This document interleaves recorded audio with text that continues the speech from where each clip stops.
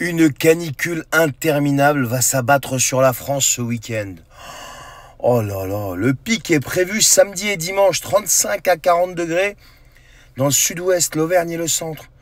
Température nocturne trop élevée pour bien dormir, ils nous disent. Risque d'incendie, déshydratation et panne électrique. On nous dit que c'est normal, c'est l'été. Et chaque année, les records tombent. Non mais c'est une catastrophe, vous comprenez les gars? C'est une catastrophe d'avoir 40 degrés en été, mais c'est un truc de fou. En France, c'est du jamais vu. Oh là là là là là là là là. Mais quand est-ce que vous allez arrêter? Mais quand est-ce que vous allez arrêter? Là, pour 30 degrés, vous nous mettiez des cartes de météo écarlate, rouge écarlate. Mais là, vous allez choisir quelle couleur pour 40?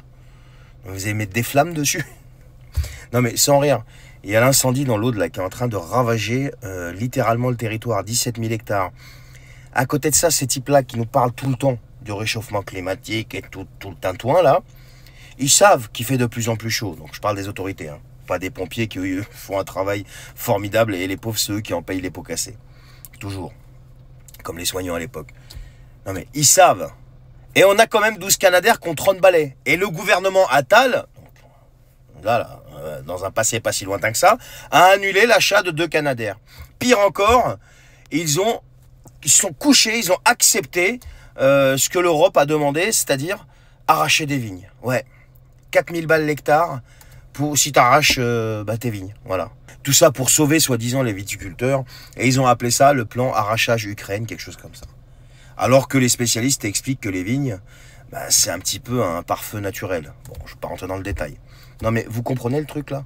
Est-ce que vous comprenez? On vient nous jouer les alarmistes là, en permanence, mais quand la crise frappe, ils sont là, les bras ballants, et ils roubuguent, ils savent pas trop quoi faire, et ils t'expliquent qu'ils contrôlent la situation. Alors soit vous jouez les alarmistes, et c'est pour de vrai, et là vous mettez les moyens en face, soit arrêtez de nous faire votre cinéma là, qui sert à rien en fait. C'est du cinoche, c'est du cinoche. Si vous faites du cinoche et vous voulez qu'on y croit, mettez les moyens en face quand il y a une catastrophe qui arrive, comme ce qui se passe dans l'Aude. 17 000 hectares, on n'est pas en train de parler d'un incendie de garrigue là, hein. 17 000 hectares. Même si c'est un type qui vient de se faire gauler là, soi-disant qu'ils ont attrapé un mec qui a balancé, qui a fait 5 départs de feu, il a reconnu 5 départs de feu, etc. Non mais vous comprenez le délire? On est vraiment dans le, je sais pas moi, dans tout et son contraire en fait. Pff.